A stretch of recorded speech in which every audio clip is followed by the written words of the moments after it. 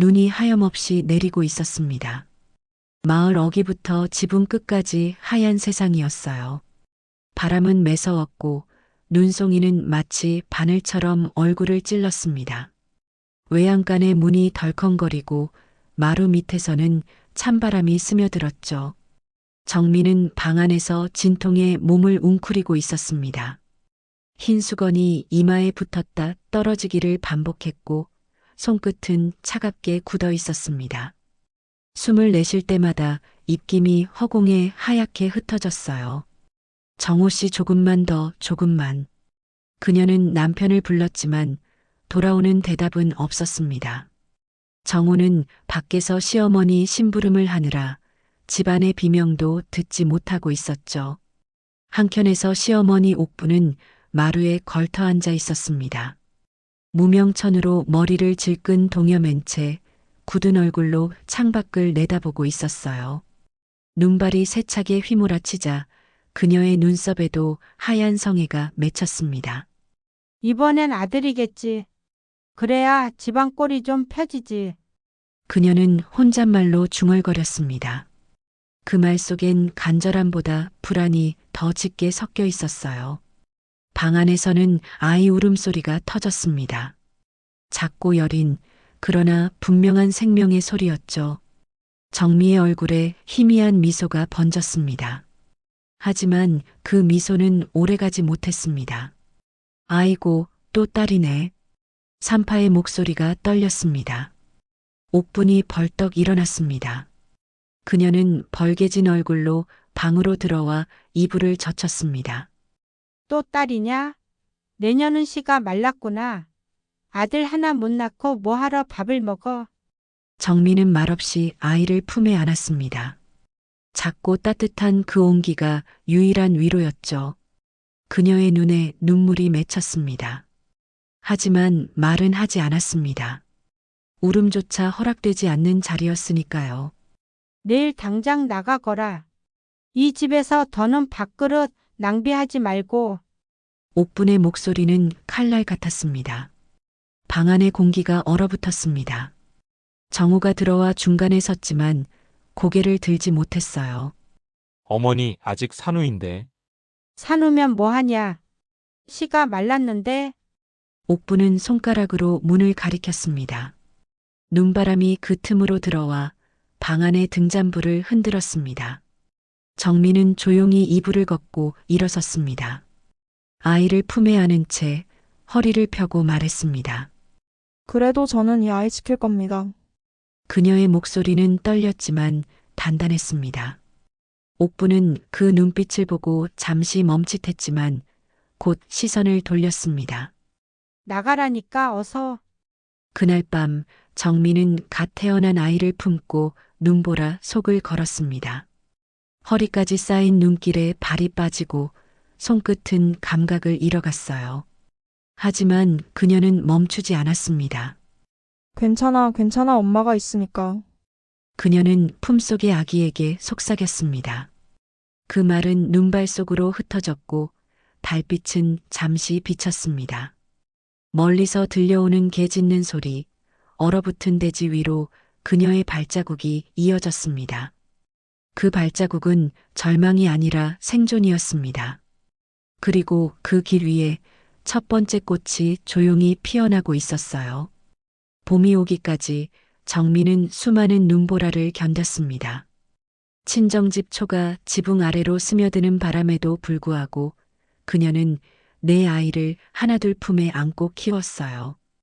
허리 굽은 친정 어머니의 도움도 잠시였고 결국 생계를 책임지는 건 온전히 정미의 몫이었습니다. 새벽마다 들판에 나가 나무단을 주워왔고 낮에는 마을 부잣집에서 김치를 담그거나 빨래를 도왔습니다. 손마디가 터지고 피가 배어나도 그녀는 일을 멈추지 않았습니다. 아이들이 잠들 무렵이면 다 꺼져가는 화로 앞에서 바느질을 했죠. 바늘 끝이 희미하게 반짝이며 천을 꿰맸습니다. 엄마, 언제 자요? 첫째 지연이 물었습니다. 조금만 더 꿰매고 잘게. 정민은 웃으며 대답했어요. 지연은 엄마 옆에 다가와 천 조각을 붙들었습니다.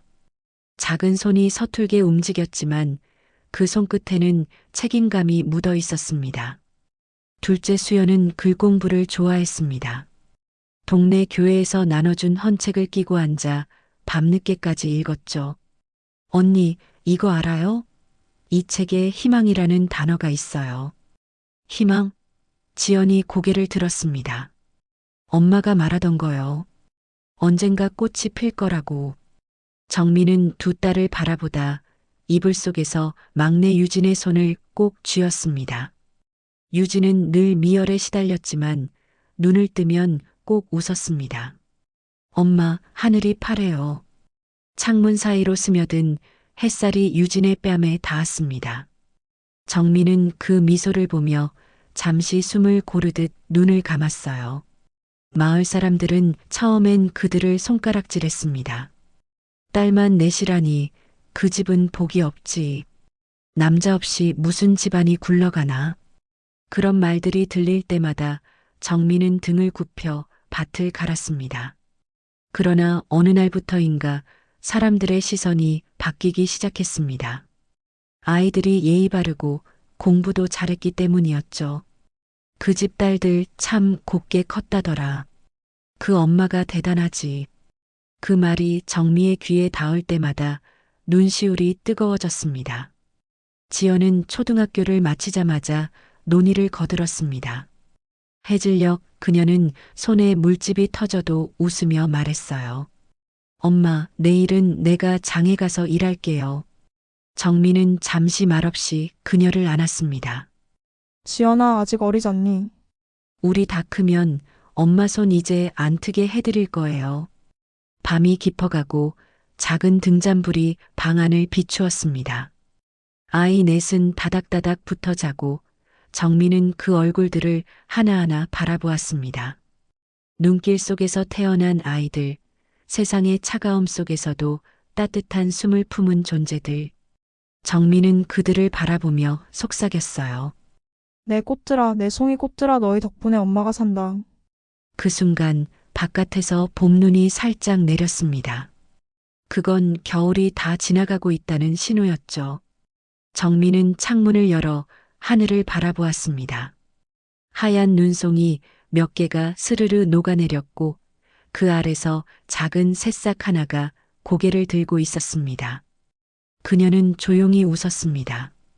이제 진짜 봄이 오나 보네. 세월이 흘러 옥분의 머리카락은 눈처럼 휘어졌습니다. 그녀는 여든을 바라보는 나이에도 여전히 마을 끝의 낡은 집에 혼자 살고 있었어요. 벽지는 군데군데 떨어졌고 장독대에는 먼지가 수북이 쌓여 있었습니다. 마당을 쓸던 빗자루 끝이 헛돌았습니다. 이놈의 세상 다 변했구먼. 옥부는 허공에 대고 중얼거렸습니다. 누구에게 하는 말인지도 모른 채 그저 습관처럼 내뱉는 한숨이었어요. 아들 정호가 세상을 떠난 지 벌써 15년. 그날 이후 집안은 고요해졌습니다. 장례식 후 며칠은 사람들이 찾아왔지만 시간이 지나자 발길은 끊겼습니다. 마을 사람들은 그녀를 피했습니다. 그 집은 씨가 마른 집이라더니 결국 혼자 남았지. 그 말은 옥분의 귓가에 오래 남아 가시처럼 박혀 있었습니다. 밤이 되면 옥분은 자주 깼습니다. 고요한 방 안, 벽에 걸린 아들 사진을 바라보며 중얼거렸어요. 정호야, 내가 왜 그렇게 빨리 갔니? 내가 있었으면 내가 이렇게는 안 살았을 텐데. 하지만 대답은 없었습니다. 그저 오래된 벽식의 초침만이 똑딱, 똑딱 귓가를 때렸습니다. 그녀는 가끔 부엌 문을 열고 밖을 바라봤습니다. 멀리 산자락 아래로 하얀 지붕 몇 채가 보였어요. 거기 어딘가에 며느리 정미와 아이들이 살고 있겠죠. 그러나 옥부는 그들의 소식을 한 번도 묻지 않았습니다. 자존심이었어요. 잘못을 인정하고 싶지 않은 마음, 그러나 그 마음이 스스로를 갉아먹는 줄은 몰랐습니다. 딸만 낳았다고 그렇게 했던 게 잘한 짓이었을까? 그녀는 이불 위에 손을 올리고 낮게 중얼거렸습니다. 손등에 핏줄이 굵게 솟아 있었죠. 젊은 시절엔 그 손으로 밭을 일구고 밥을 짓고 가족을 먹여 살렸지만 이제는 문고리 하나 돌리는 것도 힘겨웠습니다.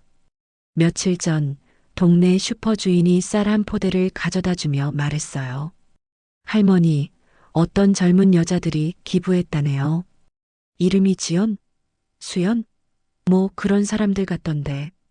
그 말을 듣는 순간 옥분의 손이 떨렸습니다. 그 이름들, 어디선가 들은 듯 낯설지 않았습니다. 밤이 되자 그녀는 등불을 켰습니다.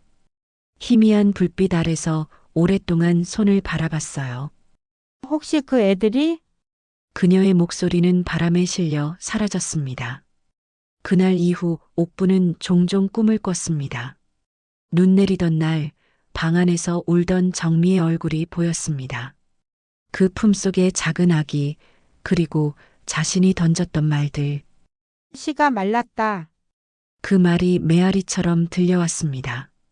옥부는 이불을 움켜쥐고 숨을 삼켰습니다. 가슴이 죄어들었고 숨결이 떨렸습니다. 내가 잘못했구나. 그녀는 처음으로 그 말을 입 밖으로 냈습니다. 눈물이 흘렀지만 닦을 힘도 없었습니다. 창밖에서는 첫눈이 내리고 있었습니다. 하얀 눈송이들이 천천히 떨어져 오래된 지붕 위에 쌓였어요. 옥부는 그 모습을 바라보며 속삭였습니다. 정미야, 한 번만 보고 싶다. 그러나 대답은 없었습니다. 눈발만 조용히 흩날리고 세상은 고요했습니다.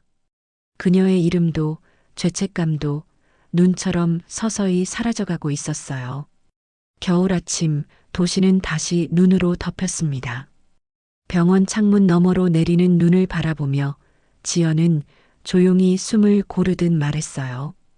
오늘 가야겠지? 수연이 고개를 끄덕였습니다. 하연은 말없이 목도리를 메고 막내 유진은 고운 털모자를 눌렀었습니다. 네 자매의 눈빛은 서로를 향해 따뜻했지만 어딘가 두려움도 섞여 있었어요. 엄마는 안 가신대요? 유진이 물었습니다. 정민은 조용히 머리를 저었습니다. 너희가 다녀와. 나는 아직 용기가 없구나. 그녀의 손끝이 떨렸습니다. 지연은 그 손을 꼭 잡고 말했어요. 엄마, 괜찮아요. 우리 그냥 다녀올게요. 미움이 아니라 인사하러 가는 거예요. 그날 오후 네 자매는 눈 내리는 시골길을 따라 걸었습니다. 길 양옆의 감나무는 잎을 모두 잃고 검은 가지만 남아 있었죠.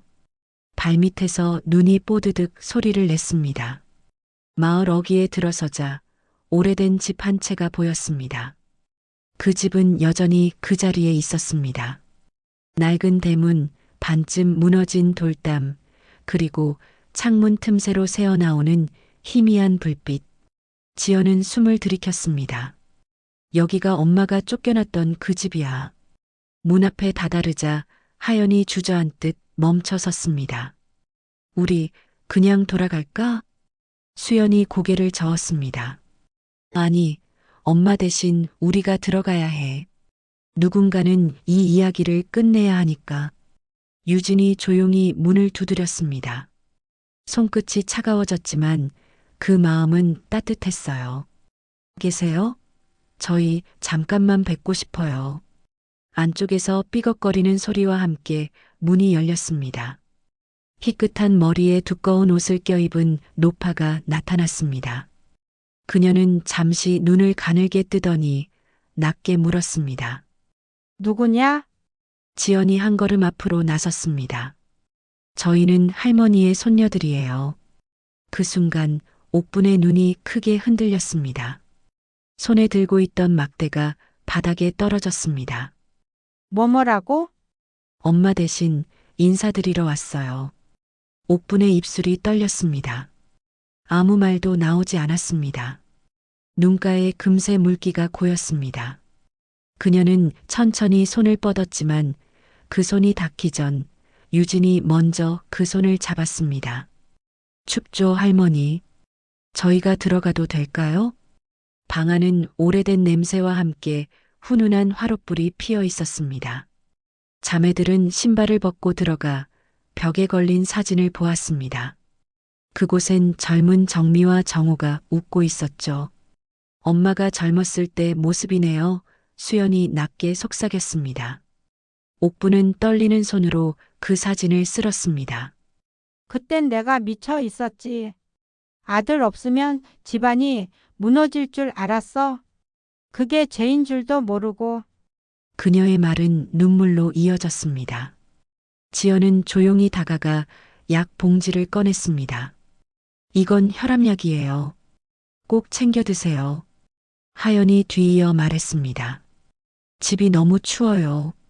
보일러도 고쳐드릴게요. 유진은 웃으며 이불을 덮어드렸습니다. 이불은 따뜻해야 잠이 잘 와요. 옥부는 그들의 손길을 바라보다가 마침내 고개를 숙였습니다.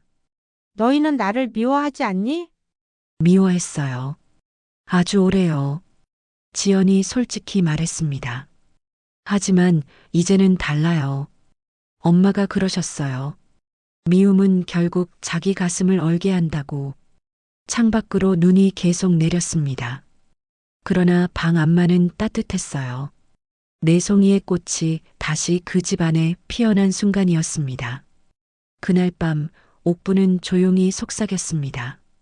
애미야, 내 딸들이 나를 살리러 왔구나.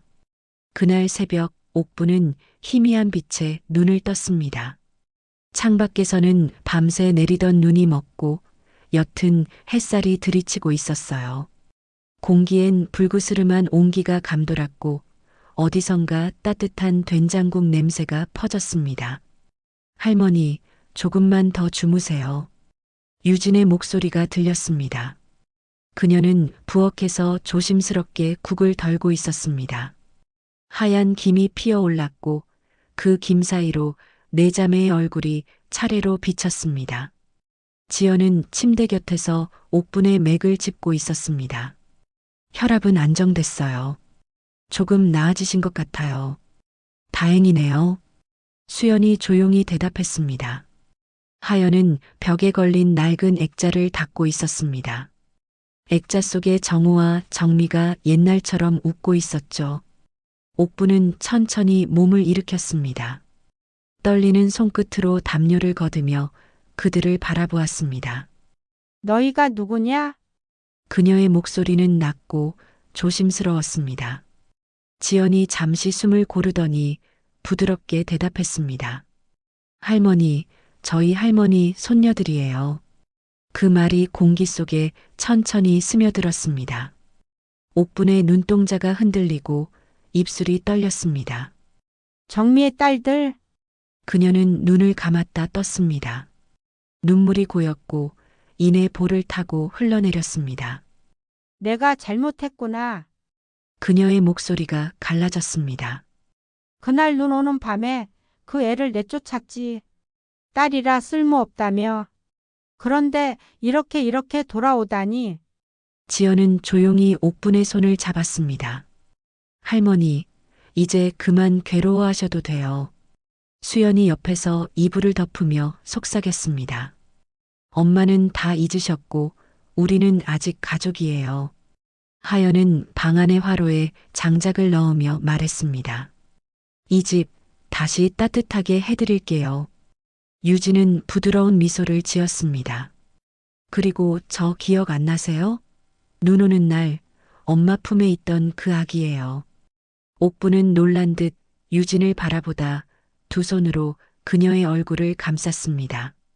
그래, 그 애였구나. 내가 그렇게까지.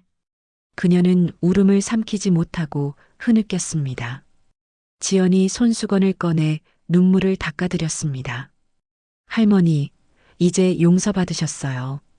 누가 나를 용서한단 말이냐? 엄마가요. 그리고 저희도요. 옥부는 하염없이 눈물을 흘리며 고개를 끄덕였습니다. 애미는 너희 엄마는 잘 있느냐? 네, 멀지 않은 곳에 계세요. 곧 오실 거예요. 그때 대문 밖에서 발소리가 들렸습니다. 낯익은 목소리가 문틈을 넘어왔습니다. 어머니 저예요, 정미예요. 옥부는 온몸이 굳은 채로 문을 바라봤습니다. 그리고 천천히 입을 열었습니다. 들어오너라 이제야 돌아왔구나. 문이 열리고 정미가 들어섰습니다. 눈가엔 세월의 흔적이 깊게 패였지만 그 미소는 여전했습니다. 옥부는 떨리는 손으로 그녀를 붙잡았습니다. 정미야, 용서해다오. 내가 어미라 부를 자격도 없는데. 정미는 고개를 저었습니다. 괜찮아요, 어머니. 우리 다 늦지 않았어요. 두 여인의 눈물이 흘러내렸고 내 딸이 그 옆에서 손을 맞잡았습니다. 창밖에서는 눈이 서서히 녹고 지붕에서 맑은 물방울이 떨어졌습니다. 햇살이 비추자 방 안 공기가 따스하게 빛났습니다. 그날 5명의 여성이 눈 녹는 마당에 함께 섰습니다.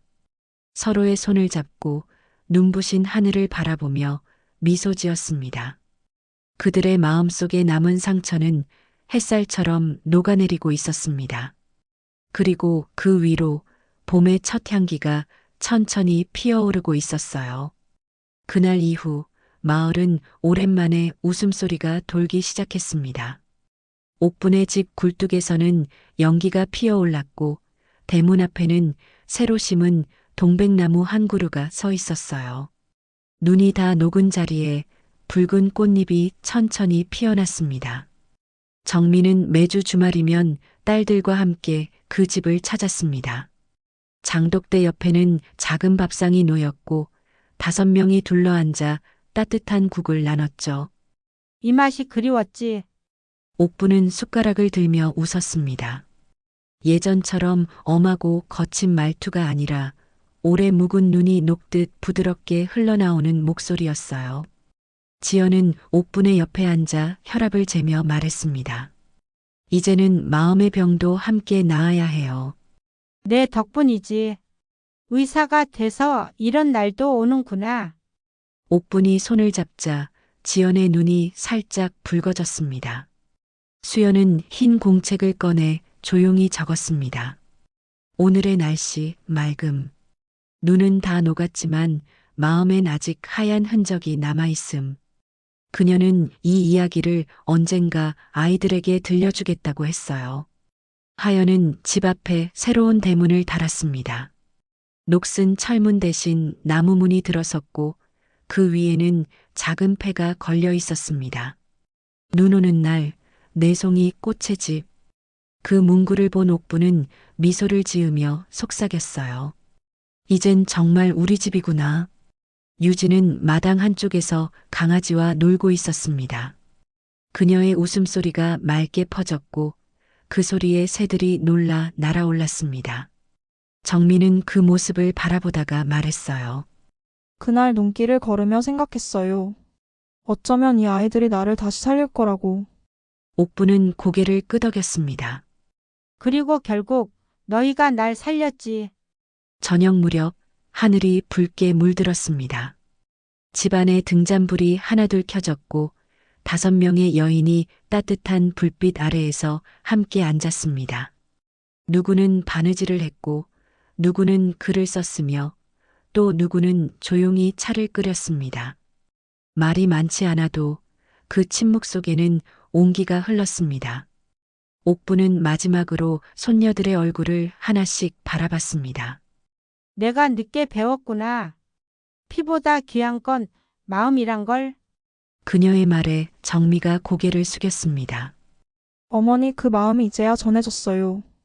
밖에서는 찬바람이 다시 불었지만 집안은 따뜻했습니다. 화로 위에 물이 팔팔 끓어오르고 창밖에는 한 줄기 햇살이 남아 있었습니다. 그날 밤 옥부는 조용히 눈을 감으며 속삭였습니다. 정미야, 이제 됐다. 우리 다 같이 꽃이 되었구나. 그리고 아침이 밝았습니다. 마당가에 선 동백나무는 5송이의 꽃을 피우고 있었어요.